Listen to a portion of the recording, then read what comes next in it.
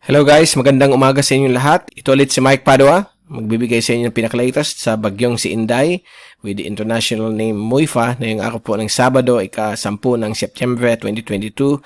At ito po ang ating Tagalog version, pinaglilingkod sa inyo ng Aboitiz Power at Naga College Foundation. Umpisa natin ang update. Ito ang latest GovSat na ginawa natin kaninang early morning at nandiyan na po yung bagyong si Moifa. Isa na po siyang Category 1 typhoon with winds of 120 kph at papunta na po siya sa general direction po ng East Taiwan Sea at maapektuhan po ang Yaeyama Island chain pati na yung Miyako Islands sa loob ng 3 hanggang 4 na araw. Mula na yon.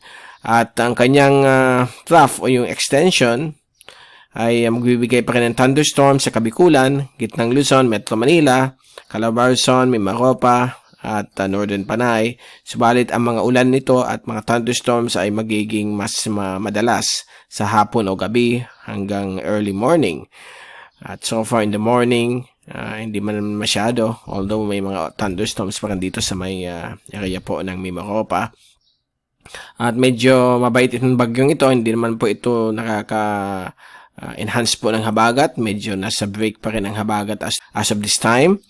At yung posibly ang Batanes, Bubuyan of Islands ay makakaranas din ng konting hangin na may mga padaan-daan din na ulan dahil po sa kanyang pinakadulong outer rain bands na hindi naman po ito mapanganib, although may mga pagtaas din po ng alon na pwedeng umabot po hanggang 2 metro dahil po sa surge o storm surge galing po sa bagyong si Inday o si Moifa. So kanina itong alas 2, nasa 503 kilometers east of Batanes, medyo may kalayuan po siya kaya walang nakataas na wind signal numbers ang Pag-asa sa area nito.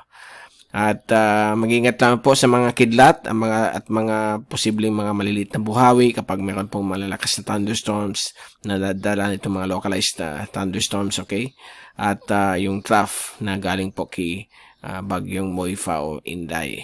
Ito po yung tracking natin kagabi at walang pagbabago sa tracking. Dadaan pa rin po siya malapit na malapit sa Yaeyama Islands sa darating pong Lunes at Martes at babagal po siya at Martes ng gabi o Miyerkules ng umaga ito po ilalabas na po ng Philippine Area of Responsibility. At ito naman po yung zoom in satellite animation mula sa windy.com. Medyo unavailable po yung ibang satellite service natin mula sa NOAA dahil po medyo may outage daw yung Himawari 8. So dito tayo sa windy.com, galing po sa UMETSAT satellite service nila. So nakikita po natin yung infrared satellite loop ay nagbibigay pa rin mga thunderstorms dito sa ibang bahagi po ng Mimaropa at maganda naman po ang panahon sa ibang bahagi po ng ating bansa, lalo po sa Luzon. But kaya na sinabi ko sa hapon ng gabi may mga inasahan pa rin mga localized thunderstorms dito po sa Gitnang Luzon kasama pong Metro Manila. So ito po yung bagyo, medyo maliit naman po ang kanyang sirkulasyon, nasa 400 kilometers ang diameter at ang kanyang outer bands ay mukhang lumalapit po dito sa Batanes at Bubuyan of Islands. Subalit no worries po dahil po ang mga ulan na ito ay maninipis lamang, ang mga kaulapan hindi masyado makapal. At wag lang siya po mag-west, okay? Pag nag-west ay baka maapektuhan ang kanyang sirkulasyon. But so far, generally ay patungo po siya sa northwest.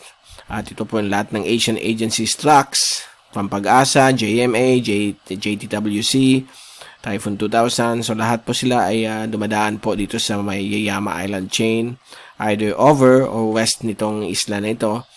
Same area po kung saan dumaan po ang bagyong si Henry nung nakalipas na linggo. So within the next 72 hours, so likely on Monday or Tuesday, ay dumadaan na po dyan ang bagyong si Moifa or Inday. At ito yung tracking ng lahat ng global models. Same naman po. Walang pagbabago. Oceanic heat content. Ito po yung init ng karagatan na kung dumadaan dyan ang bagyo ay nagbibigay po siya ng energy o paglakas niya.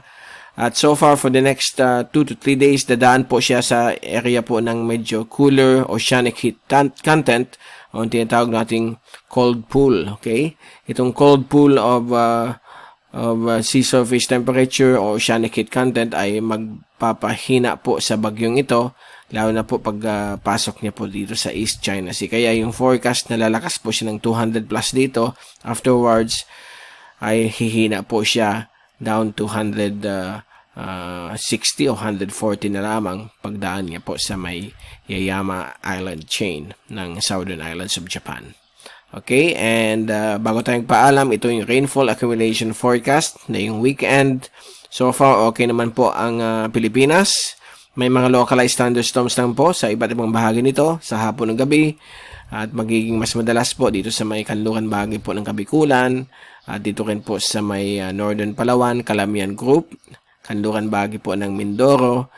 At dito rin po sa may kanluran bahagi po ng Bataan at Cavite, kasama po ang Western Batangas. May mga thunderstorms pong inaasahan.